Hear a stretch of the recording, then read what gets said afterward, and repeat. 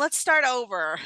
I have those moments, Karen. I Yes. don't have enough green tea, so let me start it over. I got it. Okay. Welcome back to Linda Love Talks podcast, and I have Miss Karen Pena of Elmwood Park, New Jersey, and she is here today, and she's going to share some career suggestions, some career advice for us all. And let me tell you a little bit about Miss Karen. She actually won the 2019 Alumni of the Year award.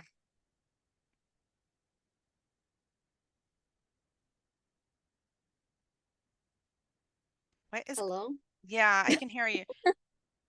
That is, I think whenever it like touches, it does that. Okay. Sorry, this doesn't happen. Okay. No, it's fine. Oh my God, I need a shaman or something. Okay. Technical difficulties. I love technology. When it works, it works. Okay. Yes. So, welcome back, loves, Linda Love Talks podcast, and we have business edition today with Miss Karen Pena. We're going to talk a little bit about the leap of going into your own business, as well as her career and her academic career. Let's talk. Let me give you a little background with regards to Miss Karen. Karen actually won the 2019 Alumni of the Year award during the commencement ceremony in 2019. Miss Karen loved learning from a start. She grew up in Paterson, New Jersey, with her immigrant parents and sister from Peru. English was not her first language. Neither was it mine. She graduated from Mary Help of Christians Academy in North Helden. She has an associate's degree in business administration, management, and then her bachelor's degree in business administration with a focus in accounting, which that's excellent, both from Berkeley College over the span of 16 years. She has obtained her MBA concentration in accounting. And now I believe she is pursuing her master's degree, her PhD in management. And Ms. Pena is the first in her family to graduate from college and earn a master's degree. In addition to loving learning, Ms. Pena carries out her purpose of giving back to the community through volunteer efforts that promote her Peruvian heritage and helps others. In 2015, she founded Our Way, HOPE or Hope, which stands for Helping Out People Everywhere, which that's such a nice name for a nonprofit. What a great idea. The nonprofit organization assists many families in the city of Paterson, especially those who have experienced domestic violence. Our Way to Hope has provided food and clothing, as well as school supplies and book bags for children. Other civic organizations have also honored Miss Karen, and as well as the Peruvian Civic Association, Elmwood Park Involved Citizen, Elmwood Park Takes Action, New York Roadrunners, Clifton Roadrunners Club, and the list honestly goes on. So it's wonderful that you've been recognized. Yes. Yeah, And I just uh-huh. oh, go on. Oh no, oh yeah, I have to because I can't stop here. Being the first Latina elected official for the Elmwood Park Board of Education, you said that was the greatest moment in your life Yes, yes. so Great. far. Yes. So far. And she's also um she says that her mother, her children, and her grandson inspire her. And she's also certified public accountant, which is good to know. You want to be in good hands if you need an accountant. And what else have I left anything else? No, that's about it. And right now you're pursuing the PhD. Well, it's the Doctorate of Business Administration. So Wow. hmm Nice. Can I ask what school? Capella University. Okay, so It's you're doing it online. yes. Wow. So what has inspired you? Because, for a lot of people, their ultimate goal is to own and have a business. What inspired you to not just have a business and run a business, which I would think it's 24 hours, 7 days a week. running a business. What Mhm. has inspired you to continue on and seek the doctorate degree? Well, that was always my goal to do in life. I've always wanted to go back and to my own university that I graduated and actually teach. So that's one of my things that I want to do after I graduate. And it's also something for me, and also to inspire my children, inspire other people. I'm always a person that likes to help. So, any knowledge that I know, I always like to give back to the community. So, Yes, yeah. absolutely. And you know what's great is I love hearing these stories because I think um just Karen, just like Patterson, New Jersey, just like Orange, New Jersey, and Newark, we have such a bad reputation Mhm. from what people perceive Patterson and Newark and Orange and the cities of New Jersey to be because of the news and the stories on the news.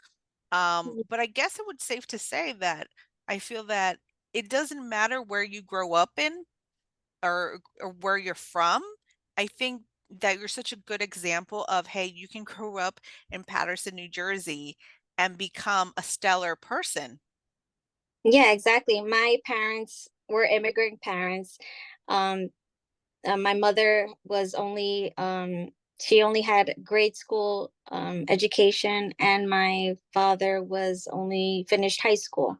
So yeah, nobody ever thought, okay, for my parents that don't speak English, it was very hard for them to teach me really pretty much anything. So to try, but their knowledge, they became very successful just by learning on their own. Don't get me wrong, my parents are very smart people, but like I'm saying, to anybody that has immigrant parents and anybody who grew up in any type of like rural area, that they have to know that they can achieve anything. It doesn't matter where you come from, where your background is. Success is in you. Success is like you make it what you want it to be in your life. You choose your path. So if you want something, you go for it. So that's what I. Absolutely. Absolutely. I have a question. Were you the first one in your family to go to college from your siblings? Yes. Or Yes. wow. What was that conversation like? Did you have a conversation? Were your parents supportive? Because I've met both types of students, the ones that their parents wanted them to go to school, and then you meet students that were like, no, my parents didn't want me to go to school. No, my parents always pushed me to go to school. From a little girl, I always loved learning. I thought that's the most important tool that you need to succeed. So from the get go, I was always, excited to go to school, and my parents always pushed me, always supported me in that way, and say, you want to go to school, you want to go to college, yeah, that's fine. The financial part was hard, but I worked hard so I can get a scholarship, and I got a full ride to go to Fairleigh Dickinson University, and it started from there. But sometimes the path takes you in another way. It's the person. So my story is long. I have ups and downs, but finally, I went back. I stopped for a while, I went back, and then I got my degree with my children. Oh, well, that works. And you know what? That happens sometimes. Sometimes people leave, they come back. Sometimes some people even end up going to three schools because, oh, the environment wasn't good or something happens sometimes. But the important is that you set a goal, you started, right? I think that's the hardest part. Like people think that successful people aren't scared. Like I was scared. Were you scared like your first day of school, like your first semester? Yeah, Being it's first generation, not knowing what to expect. yes, you're scared of the unknown. You don't know what to expect. You don't know, everything's new, everything's brand new. So yeah, that's the biggest fear for everyone, taking that one step of the unknown. So I always tell everybody, just do it. Don't think about it. You want that, you want to go to school. The first step is actually getting, right there at the door and going to the school and saying, yes, I want to do this. Help me. Ask for help, Hmm. because some people think that, oh, I don't know what to do. Always ask for help. There's always somebody that's going to help you, some advisor, somebody in the school. And that's why I loved Berkeley. To talk about Berkeley is, the biggest thing. They are the biggest, like, best school that I ever went to, the best decision that I ever made. Because at that time I was scared and I was like, okay, a mom, single mom with 3 kids at the time, how Wow. to, do Hmm. this. And I just went into the admissions, and they accepted me for who I am, and they heard my story, and they said, we're here to help you. And I felt like that was a family from the beginning. And it It, was, it definitely is. I think Berkeley College, it's not what I think people would assume college is.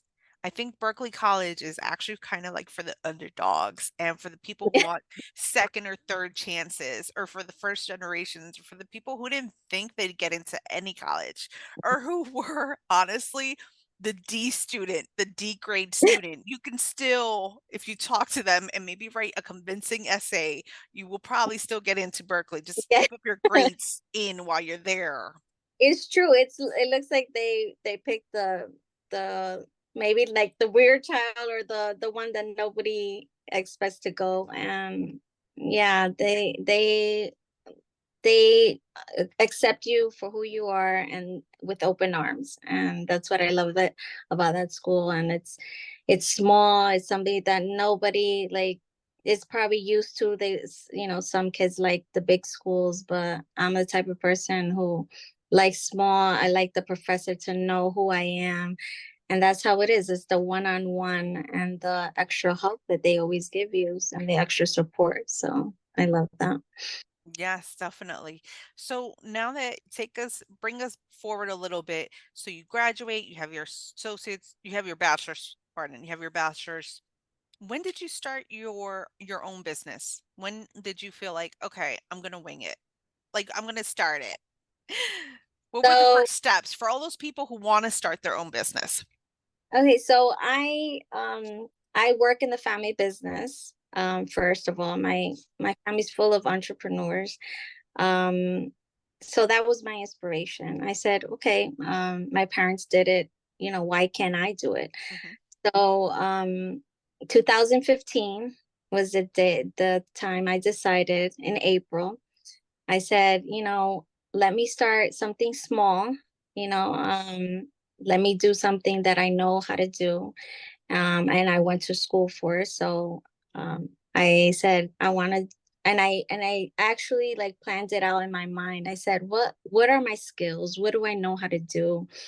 So what I tell people is that they should write down the things that they want to do step by step.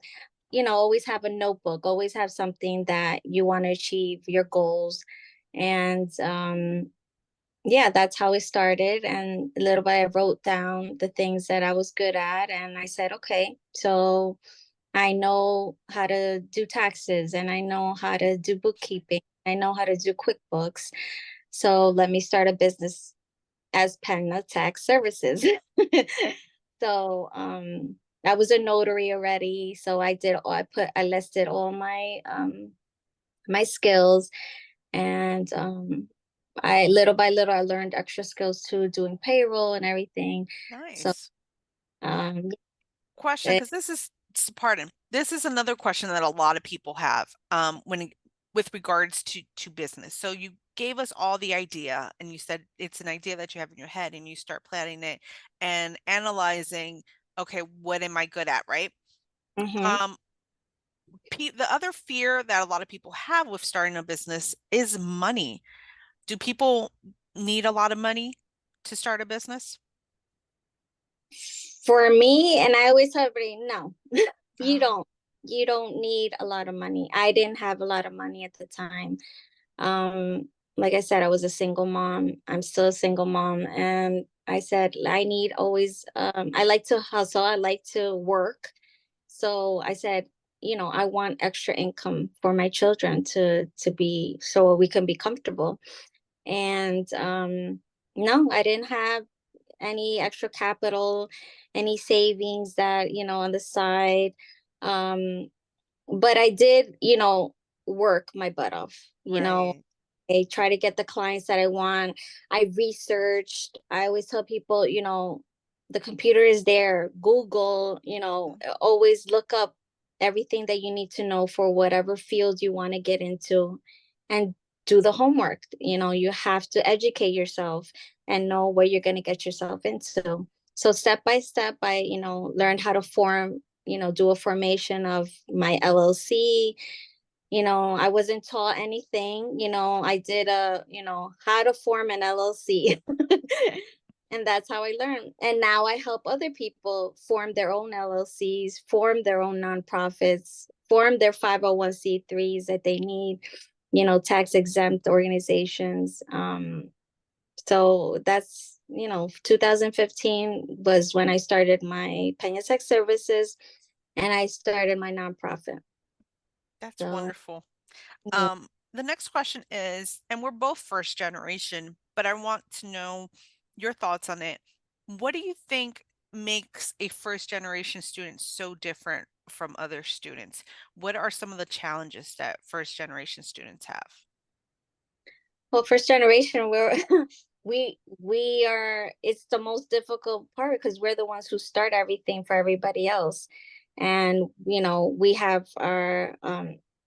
to do the mistakes, go through all the downfalls, and learn from them, and then teach whoever who comes after us, what they learn is, and it's going to be more easier for them.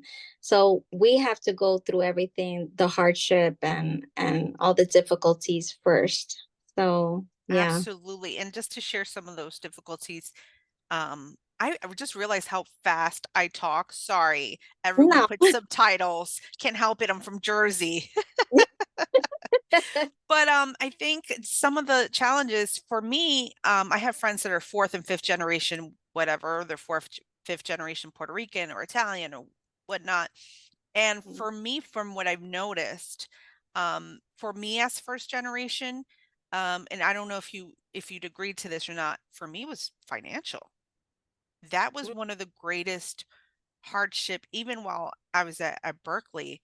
Um, I was signing off to class. I'm like, I have Yeah. no idea how I'm going to pay for this. uh, And I had to, and I couldn't apply yeah. for, there's only certain, I didn't have, any, like, what's it called? Scholarship. I didn't have full ride or anything like that. So I had to pay some monies out of the pocket. I was like, I don't even know how I'm going to pay for this. No, I did everything on my own. One, because of my background story of, Yeah. kids and everything. I didn't have any help from my parents. So I did everything on my own. So all my college, everything, my associates, my bachelor's, my master's, now my doctorate, it's all out of me. I didn't get any grants or scholarship. It's all loans. Yeah. So yeah. And it's such a surprise and a shock because for my other friends, and I love them to death, they know who they are. They're like, what? Your parents, Linda, what's up with that? Your parents didn't pay for your school? That's so messed up. And I'm like, your Yeah. parents own businesses and you drove a brand new car in high school. That was not my situation. That's not everyone's situation. Yeah. But I have two, no, three that one that graduated. I have four kids, so three of them, one graduated and two are in college now. So what I did for, from the beginning, I said, that's not going to happen for my children. Now I know what I'm supposed to do. And, they get the grants and they get the scholarships. And I told them where they have to go and fill out the FAFSA and Nice. So now my daughter is debt free, the first one. The second one, third one is the same way. Each time, I work my butt off to try to not for them to not get any loans. I was like, you are not going to get loans. You're going to be debt free when you get out of college. And That is that's my goal great. for them. Can you share some of that? Like where's a website, or there, where can people find? I so the good thing, I feel always blessed. I always feel like there's always angels around me. Um, I'm part of the nonprofit organization, so I have a lot of friends who are like Latinos who help Hispanics and have scholarships available for them. So I tell them apply to.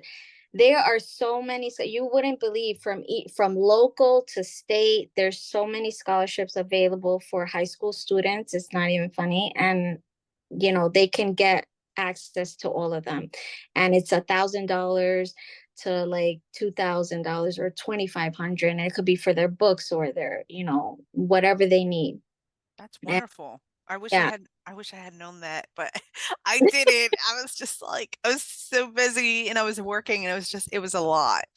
I didn't, Um, but huh? it's now there's so much with the Google. Now, before it wasn't available when we were younger, so now it's available for them, and I'm happy that Mhm. as Hispanics, they can get the help that they need, and I can try to help anybody who needs it, because kids come to me and they're like, oh, can you help me with this, or can you help me fill out the FAFSA? Do you know somebody who is giving out scholarships? And I give them all the links, and it's good now that I can know all this information and be able to help other people.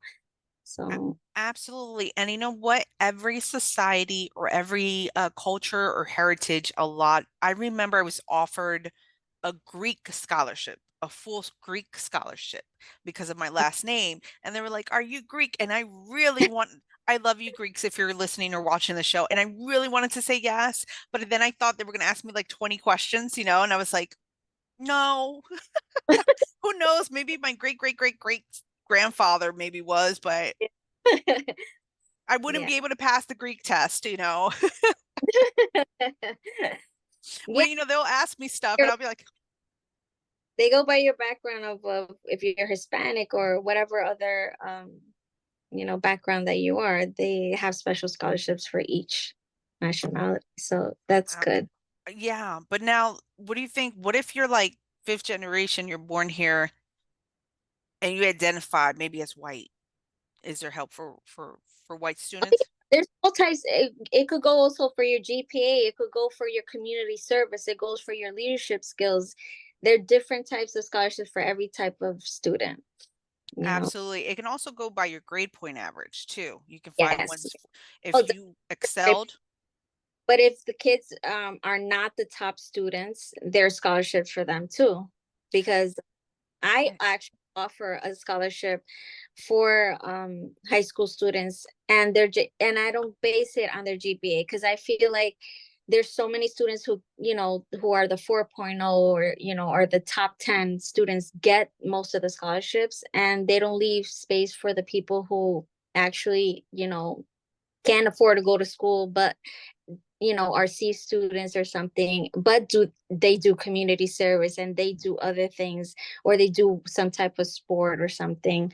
And I try to help those students, That is get, nice. yeah. That is wonderful. Oh my God. Um, so yeah, you definitely deserve the Woman of the Year award. You do a lot. How do you find time to do all these things? And like, Oh, because everybody. congrat Mhm. Yeah, it's very hard. I always keep my phone, my calendar near me, and have everything scheduled. I always try to, and I always say, you can make time for every important thing that you want to do. So there is time. We got 24 hours in a day. You can make time. You Hard can make, worker, yeah. hard worker. Um, how do you define success? Because for a lot of people, it's all the brand names and what seems to be material. But how do you define success? It's a good question. For me, it's very different from everybody else. I always say I'm so different from everybody else. Success is what you want it to be. Success is it's individual. It's not, what society makes success as. You make yourself what you want, your path, what you want to do. And if it's just, you know, finishing high school and getting a great job and that's your success, great for you, that's wonderful. But if you want to go all the way to the top and do, be the president of the United States, you're able to do that. And if that's your type of success, then that's wonderful. Or if you want to have just be a mom and be home with your children, that could be your success too. So, it's what you want it to be. It's what you pick it as being your own success in life. Absolutely. And I have another question, and I think I'm bringing this question out of my own Latino background. In Uruguay, it's a small percentage of college educated and a lesser percentage of high school graduated in Uruguay. So actually graduating from high school is almost not norm. Many middle schoolers will drop out during middle Mhm, school, and that's just the norm at the moment for the country. And during my parents' era, or era that they were being raised in, do you is it the same with regards to Peru with regards to education? Is it still like a novelty? Um, no, I think it's changed a lot Hmm. since we were kids and our parents, think that, oh, education is not that important. But now this generation, I think more students are saying no, education is important, and we have to have school to be able to get a great job, or have be able to succeed, or what they want to do, what type of job they want to get. So yeah, it's very different from where we grew up. The mom staying home, Yeah. cooking, the typical Peruvian style of, because that's how, it was. We were brought up. My mom um, had to take care of the family and had to, provide. My father was a provider. My mom was always, mostly home. But little by little, my mom's like, no, I want to work and I want to provide also, Yeah. and my, my ideas and my, Yeah, to that's the how same. Yeah, same over here too. voice. So yeah. Um, Absolutely. But you know what? Bringing that up, because there's across the board, regardless of where you're from and so forth, for a lot of families, it was like that, especially in the older times. Um, but if you think about it, they were both providers. One was a financial provider, which was probably your dad, and the other one was the love and the care for the children, and maybe even the discipline, which was probably your mom, right? Who was with you the whole day or whatnot. So I think they were both providers. And I think society has moved away from that a little bit to where they're both financial providers because of the cost of living as well. Because yeah. times have definitely changed. And Yeah.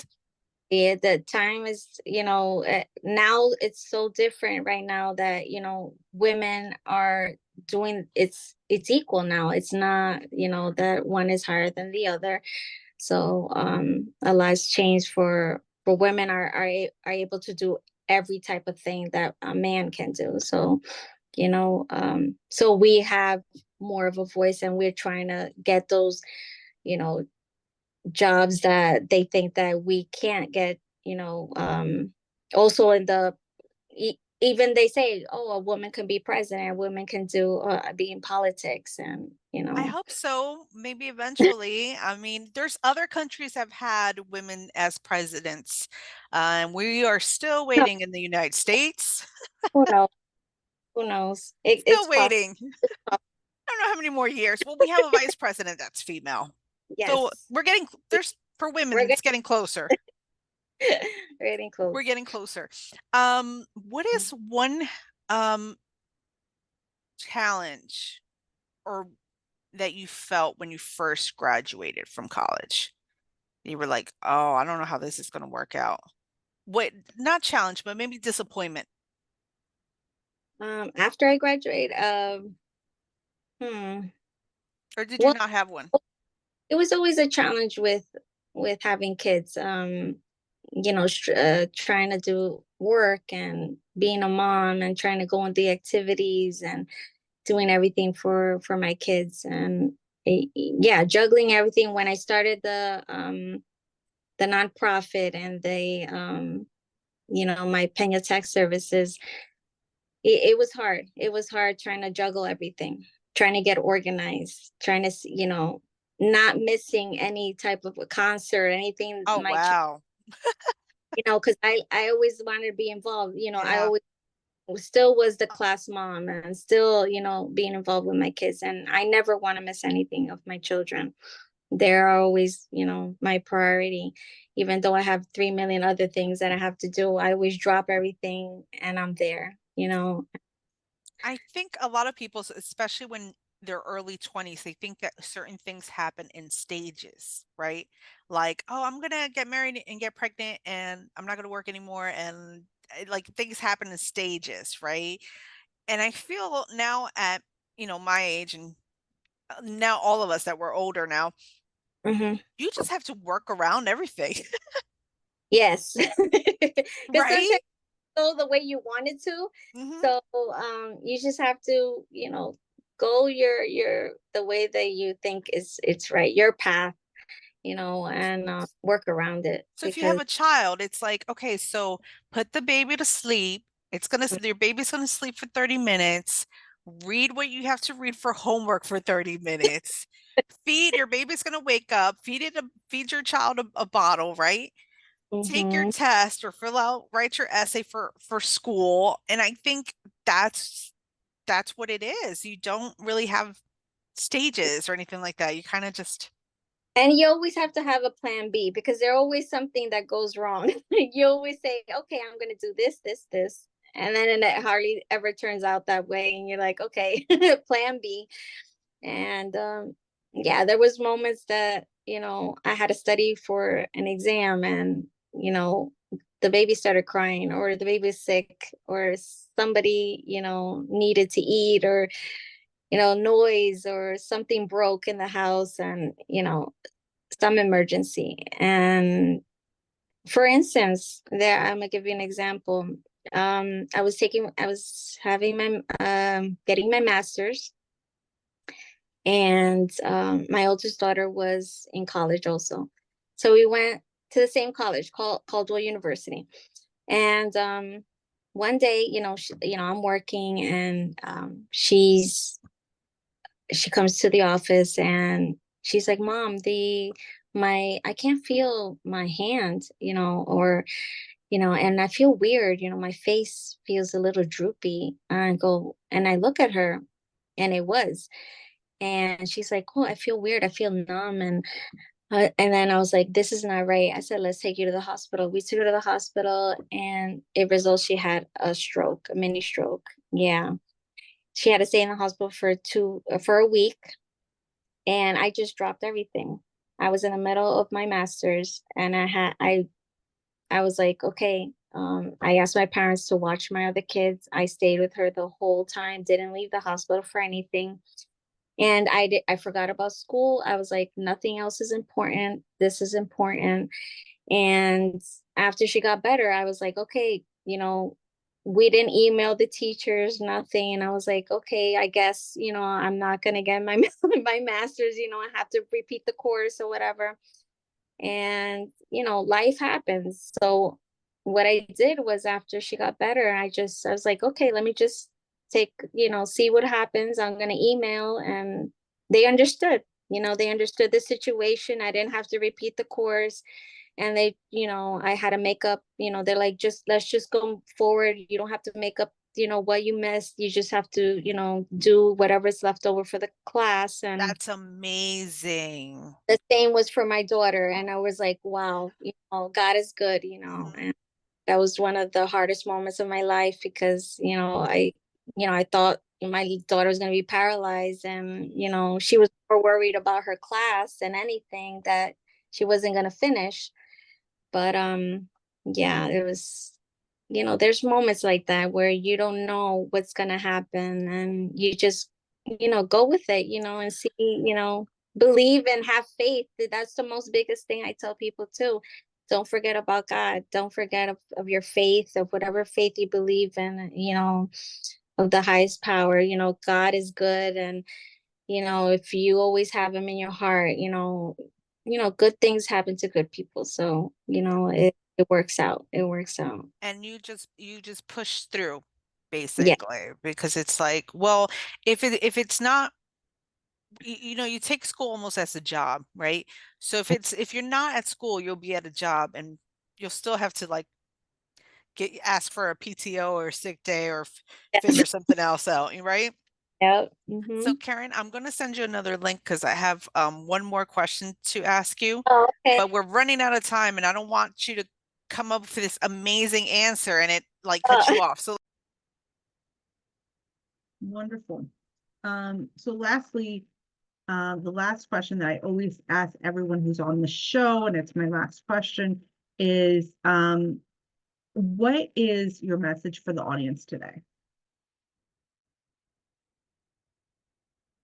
is that don't stop learning. Don't Your education is always very important. Like, I'm on the board of education for Emil Park, and I always support every child. Every child is like my child. And I always say, you know, school is the basic tool that you need to succeed in life. So you need to finish high school, you need to go to college, because when you go into out to the real world, even though you just want to be an entrepreneur, you want to just do something simple, you need those basic skills in order to achieve what you want to achieve. Absolutely. So I'm going to hit the stop record button real sec for 2 seconds.